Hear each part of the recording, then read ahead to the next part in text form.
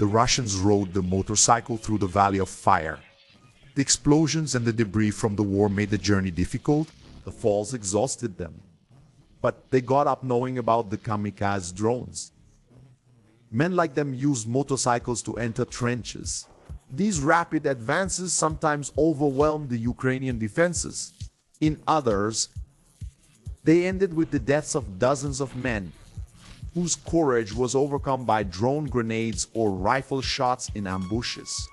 But nothing was as absurd as using a LADA car for a direct assault on a trench, something that would pit four bears against a Ukrainian.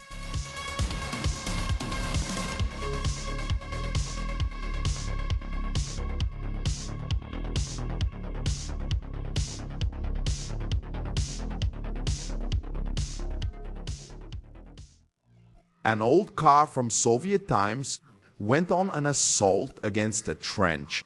A long time ago, Kremlin soldiers carried out assaults on Ukrainian defenses using the method of fast attacks based on vehicles that were unconventional in wars. There was no shortage of armored vehicles. Even though in 2024 more than 20,000 of these Russian machines had been destroyed, among tanks, BMPs and BTRs. The strategy of using motorcycles, for example, was used in other wars for assaults against enemies. Back in World War I, the Germans tried this. The test with motorcycles as substitutes for horses in cavalry charges happened for several reasons. Mass production of motorcycles was much easier and faster, which made their large-scale use easier. In addition, they delivered a greater impact during charges and, unlike horses, did not feel fear in the midst of combat. Another important factor is that they didn't have legs, which eliminated the risk of fractures that often took animals out of action. Decades later, motorcycles once again entered the battlefields in large numbers. The Russian motorcycles were obviously much more advanced and faster. They helped move troops on the front lines and also served to help carry fuel and ammunition to their comrades. Records already at the beginning of the Battle of Bakhmut showed how the 4th Brigade of the Ukrainian National Guard bombarded one of the Russian outposts. The destruction devastated the Kremlin's base. The few survivors searched for their comrades. Realizing they were still under threat, they resorted to a motorcycle to escape more quickly.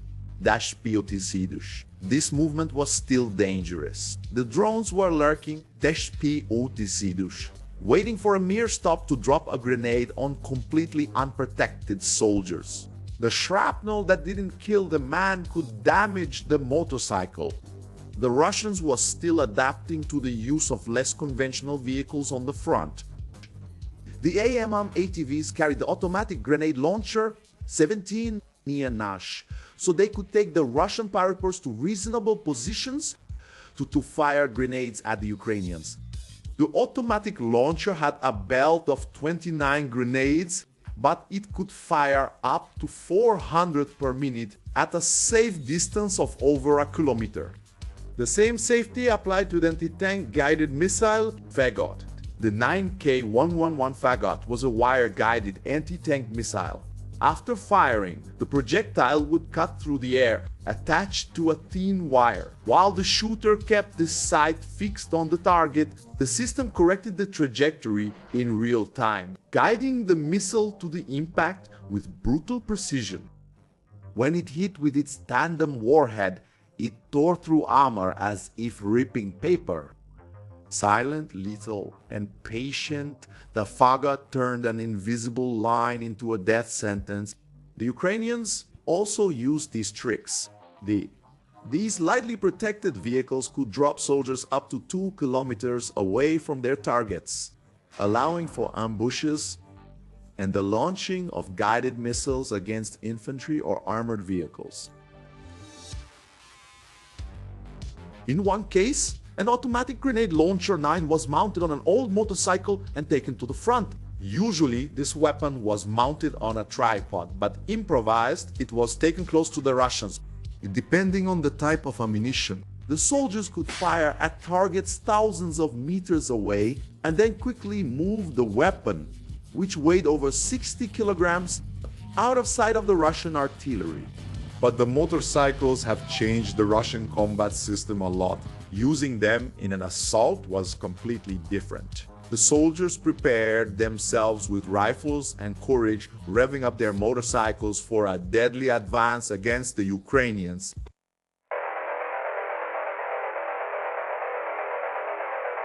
Artillery punished the Ukrainians intensely. The explosions in the trenches were seen from afar by the drones. The explosive charges fell from the sky multiple times before the small squad of dead men charged into the open field. They advanced fiercely, making noise, but much less than under the heavy armored BMPs, and they still arrived more quickly. The Ukrainians, shaken by the artillery, didn't see the men entering the trenches. In no time, the soldiers of the 123rd Motorized Rifle Brigade were already surrounding the Ukrainians. The position fell under this bold attack. The men from Kiev still didn't quite understand how the Russians were attacking. In that way, their drones were stalking the moving motorcycles, just waiting for the terrain to slow them down. To drop the grenades, these soldiers had to go through difficult terrain. There was all kinds of debris ahead, not to mention the craters caused by the artillery. In the desperation of the escape, a fall proved fatal, giving the Kamikaze drone enough time to take another life. It took a lot of courage to move forward through the terrain, as two Russians did in Zaporizhia. They were Aizan and Muslim. What might have seemed to many like a journey through green fields was actually a tense advance that often forced the men to the ground. The falls exhausted the Aizan soldiers. The pilot saw how his friend increasingly felt the impacts as he hit the ground with all the load he was carrying. It was up to Muslim to help lift the motorcycle. Ignoring the pain was essential to keep going. But it didn't help. With the weight of the equipment, the bumps, and the exhaustion, Muslim fell to the ground again, but he was forced to get back up. It was a matter of survival.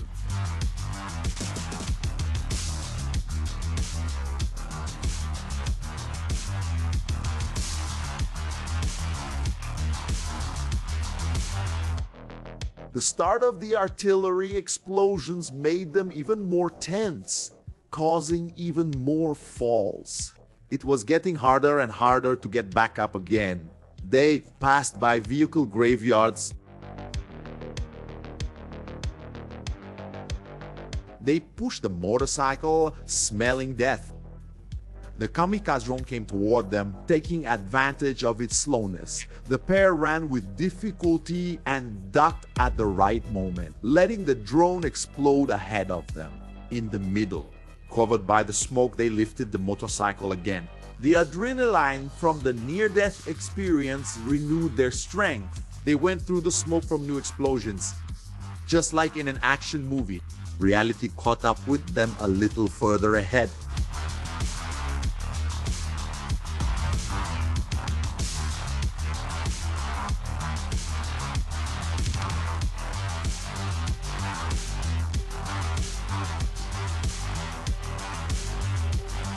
Isan lifted the weight of the motorcycle off of Vuzum. They were anxious to continue on their way, smelling of smoke and covered in shrapnel, their bodies bleeding. Now the motorcycle has lost its usefulness. While the two of them continued on, exhausted with the fire still chasing them, Azan, who was less injured, went ahead. He didn't look back. The focus was to move forward. He only heard more Kamikaze drones on their way. The Ukrainian operator must have been less experienced. Or was there someone watching over the Russian from the sky? The Kamikaze exploded in front of him. Aizan felt the pressure, but he kept going, with no time to mourn Muslim's disappearance. In the middle of the smoke, he finally found a place to hide. He entered the house, but it didn't seem safe. It would collapse on him. At the first explosion, he walked with a limp, searching in the hole. He threw a grenade inside to make sure. He heard the whistle of something falling toward him. Without even waiting for the smoke to clear, he jumped into the hole. The explosion outside reached his ears. He held his breath, half deaf, but finally able to rest. There was no news of medals or new actions from Aizan, except for a Russian post saying that, with that grenade throw, he managed to kill 11 Ukrainians at once.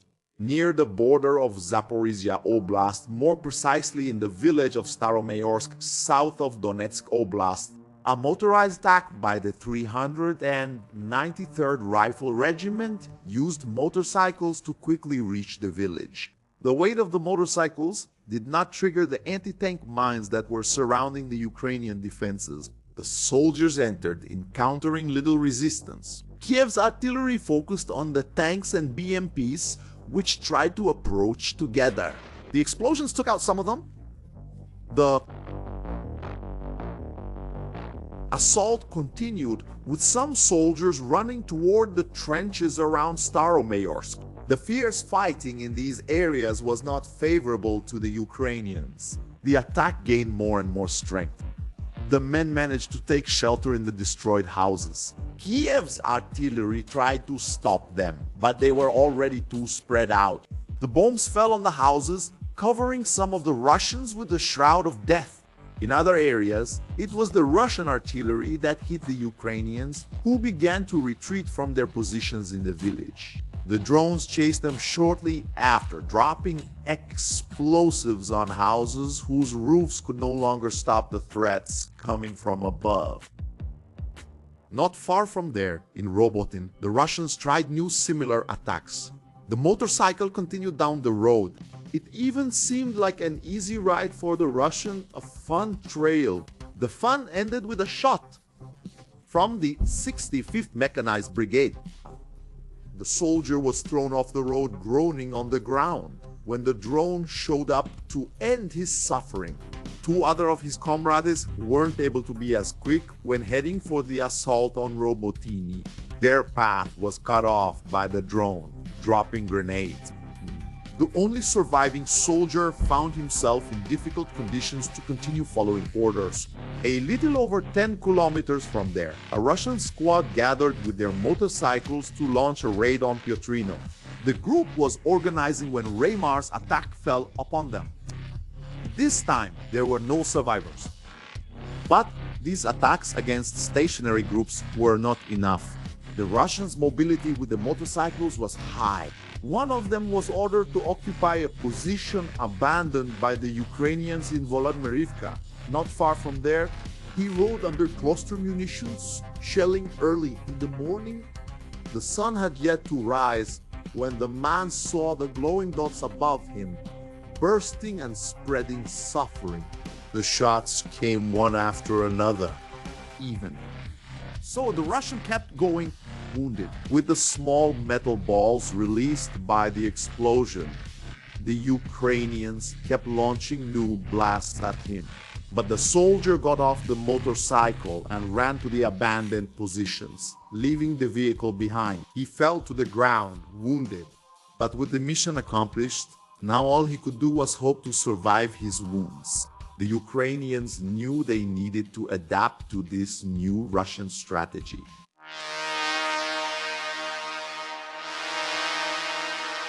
The Russian deaths continued in the Donetsk region. Finland soldiers grew increasingly confident with the stories of success in other regions. The ambush by Ukraine's K2 battalion made the two dismount and hide behind the destroyed Russian equipment. They lay down, listening to the gunfire erupting around them. In the midst of the tense situation, they realized there was a drone watching them from right above.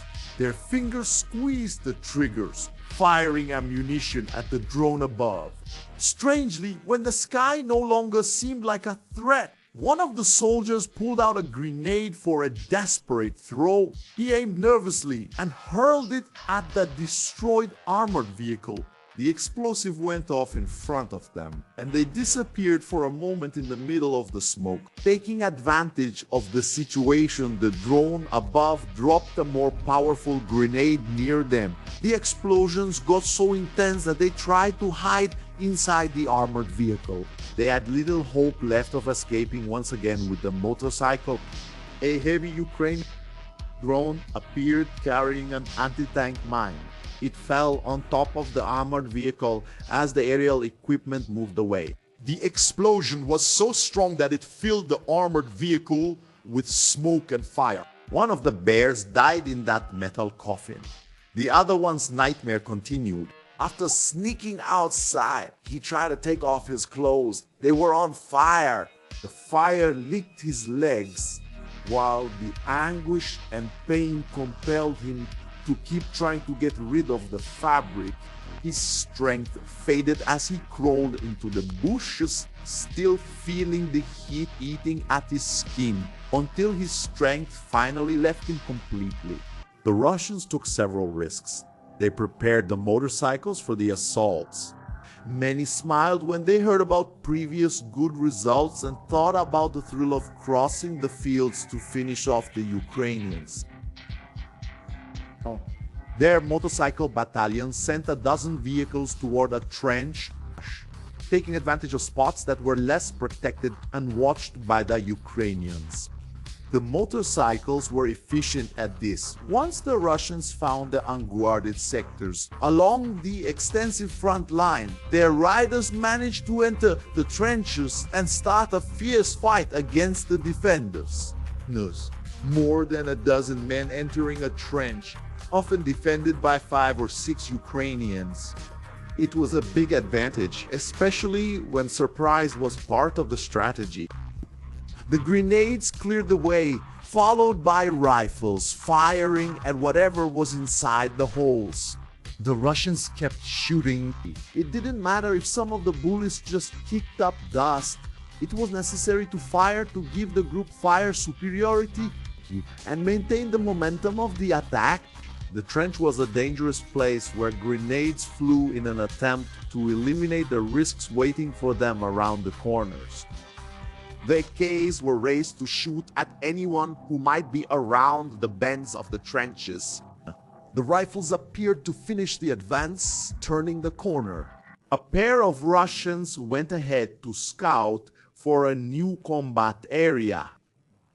Their motorcycles followed a quiet road, watched by the drone that monitored them the whole way. They stopped to remove the mines from the road and clear the way for the armored vehicles to advance. Just ahead, a lone Ukrainian soldier moved inside the house where he was hiding. The Russians didn't see him. They were busy with the mines. One of them thought the job was done. The other was handling the last explosive when the Ukrainian's shots pierced his body. The second one fell shortly after. He tried to hide behind the motorcycle, hearing the shots coming from the windows, searching for his life. The Ukrainian repositioned himself, trying to maintain suppressive fire. He bought time for the Kamikaze drone to come and then the Russian mission. A squad of 8 motorcycles attempted an assault in Siversk, north of Bakhmut, which was defended by Ukraine's 10th Brigade at the time. They managed to reach the trenches without major problems, where they saw the damage caused by Russian artillery. They calmly stopped their motorcycles and got organized. Then the explosion started, leaving the first soldiers wounded and the motorcycles lying in the combat zone. The Kamikaze drones descended on the assault group. Death saw those who were already inside the trench. Some of them tried to take shelter in the Ukrainians' hideouts, which had fallen during the previous artillery attack. The drones were coming down everywhere to heat up Russian blood with flames. Not even those who managed to run to the nearest houses were to blame. There was death for everyone that day. The motorcycle attacks were understandable, although dangerous. The Russians had their success. However, Certain strategies were absurd, like using a LADA car for a direct assault. The Ukrainians let the bears calmly approach in the car. The car managed to withstand the rough road well, carrying its men even with the bumps, too. One of them, in the back of the vehicle, felt uncomfortable being exposed. They stopped in front of the Ukrainian trench. As soon as they opened the doors, bullets pierced through the bodywork. The Russians tried to shoot back, filling the inside with smoke. Definitely, stopping in front of the enemies with a car was not a good idea. They quickly turned around, the door still open, shifting with the movement of the car. The fact is that movies teach very poorly. The soldier. A rifle shot goes through the doors like a knife through butter, seeking the soldiers' bodies. They were forced to stop when another Ukrainian proved that a K-74 worked very well against an unarmored vehicle. The driver didn't survive. The Ukrainian hid behind the trees when the wounded Russians tried to counterattack. They got out of the vehicle, realizing that inside they were trapped in a cage. The Ukrainian came back at the right moment, poisoning the bodies of the bears with hot lead. They fell beside the car. Ironically, only one of the men, who was less protected behind the vehicle, managed to run away from the massacre. He took shelter in one of the artillery craters, a basic procedure in that war. There, it would be difficult for the Ukrainian shots to hit him. It was very useful unless a drone showed up with a grenade. In that case, the blackened mark from the bombing on the ground almost served as a target for the explosive, which came down to take the Russians' life. A day of tragedy for the soldiers, who didn't realize that both Ukrainians and their own troops used cars and SUVs in the war. But not like that. War has never been made up of only victories or failures on one side or the other. Only those enchanted by propaganda Hollywood movies or with a severe cognitive deficit imagine that a victory happens without defeats and deaths, or that a defeat occurs without the defeated having their own successes. But many times, it's this kind of person who ends up agreeing to go into nothing and advance through a minefield using a car as protection. When you are serving in one of the largest military forces in the world, which is full of armored vehicles and state-of-the-art equipment to be used on the front lines. But of course, they can also be, unfortunately, soldiers forced to follow orders from a commander who doesn't care about them. Motorcycle raids, unlike LADA raids, would still pose a great danger to the Ukrainians. The Russians managed to capture positions using this strategy, but Kiev would gradually learn how to survive this and how to avoid them. This is yet another story of blood to be told.